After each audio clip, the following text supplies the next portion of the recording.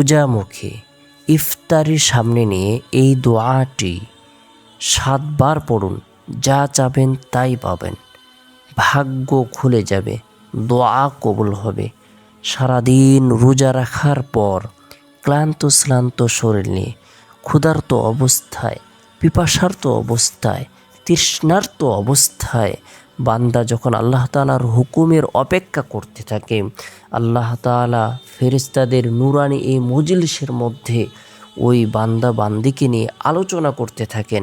দেখো, আমার বান্দা আমার বানানো জান্নাত সে দেখেনি, আমার বানানো জাহান্নাম সে দেখেনি, আমি রবকে সে দেখেনি, আমার হুকুম সে পালন করতে গিয়ে সারাদিন সে না খেয়ে থেকেছে, সে কষ্ট করে ক্ষুধার্ত অবস্থায় আমার হুকুমের অপেক্ষা করছে। ফেরেশতারা তোমরা সাক্ষী থাকো, আমি আমার বান্দার সকল গুনাহগুলো মাফ করে দিলাম। সুবহানাল্লাহ। পবিত্র মাহে রমজানের দ্বিতীয় দশক হলো মাগফিরাতের দশক। এ দশকে আল্লাহ তাআলা অসংখ্য অগণিত নারী পুরুষদেরকে ক্ষমা করে দেন। আল্লাহ তাআলা তাদেরকে মাগফিরাত প্রদান করেন। পবিত্র মাহে রমজান মাস এমনই মাস যে মাসের বরকতে আল্লাহ তাআলা জান্নাতের সকল দরজা উন্মুক্ত করে দেন, জাহান্নামের সকল দরজা বন্ধ করে দেন। আল্লাহ পাক রব্বুল আলামিন রোজাদারদেরকে বিশেষ পুরস্কার প্রদান করে থাকেন।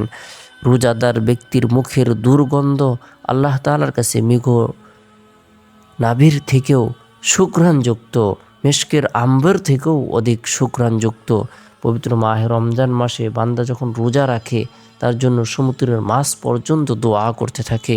পবিত্র মাহে রমজান মাসে রোজাদার ব্যক্তিদেরকে আল্লাহ তাআলা শেষ রাত্রে ক্ষমা করে দেন, তাদের দোয়াকে কবুল করেন।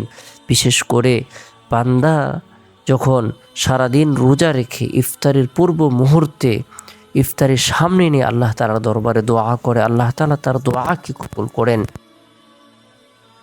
পবিত্র মাহে রমজান মাসে ইফতারিকে সামনে নিয়ে রোজা মুখে গুরুত্ব সহকারে আমরা প্রত্যেকেই এই দোয়াটি 7 বার পাঠ করব, আমল করব।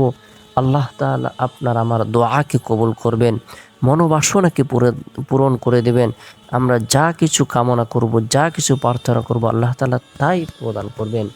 ইফতারির সামনে নিয়ে গুনাহ মাফের উদ্দেশ্যে তওবার নিয়তে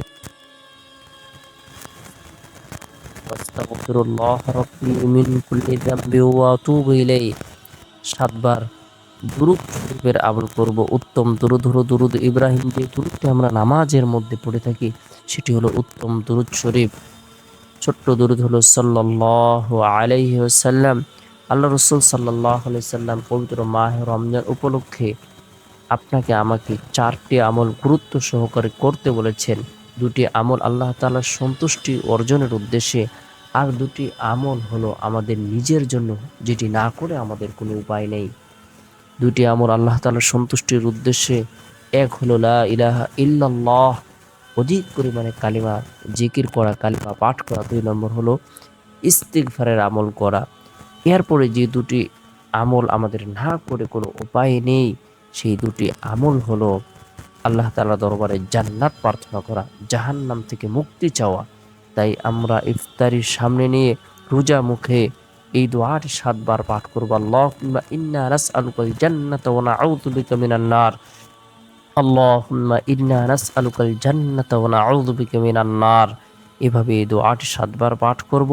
নিজের জন্য দোয়া করব, পরিবার পরিজনদের জন্য, আত্মীয় স্বজনদের জন্য, জীবিতদের জন্য, মৃতদের জন্য মাগফিরাত কামনা করব। সারা পৃথিবীর সমস্ত উম্মতে মুহাম্মদের জন্য মাগফিরাত কামনা করব। আল্লাহ তাআলা আমাদের সকলকে বুঝার আমল করার তৌফিক দান করুক।